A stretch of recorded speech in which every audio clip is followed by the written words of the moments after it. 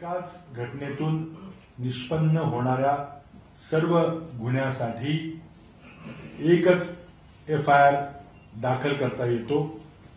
सबब राज्य शासनाकडून फौजदारी स्वरूपाची अन्य कारवाई अपेक्षित नाही।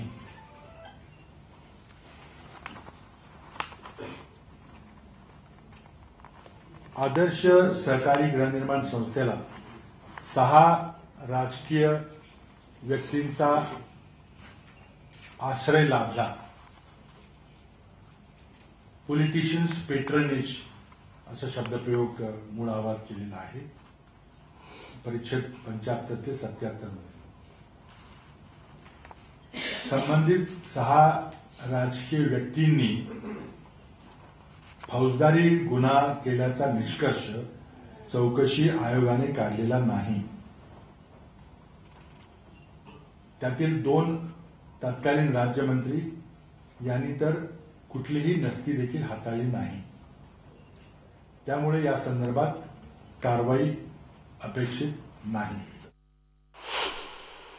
काही पब्लिक सर्वंट्स म्हणजे सरकारी कर्मचाऱ्यांनी ते किंवा त्यांच्या नातेवाईकांना लाभ मिळवून दिला किंवा या सोसायटीच्या निर्णयामध्ये काही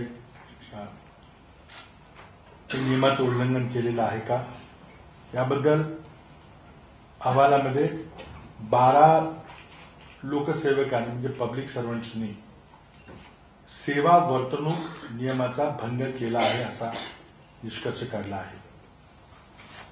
यामध्ये एटीआर मध्ये मंत्रिमंडळानं मान्य केले की या 12 जणांनी सेवा शर्तींचा सेवा नियमांचा भंग केला असल्यास त्यांच्या विरुद्ध अखिल भारतीय सेवा शिस्त व अपील नियम, महाराष्ट्र नागरी सेवा शिस्त व अपील नियम व इतर लागू असलेल्या सर्व सेवा नियमातील तरतुदीनुसार संबंधितांच्यावर सक्षम प्राधिकारी कारवाई करतील।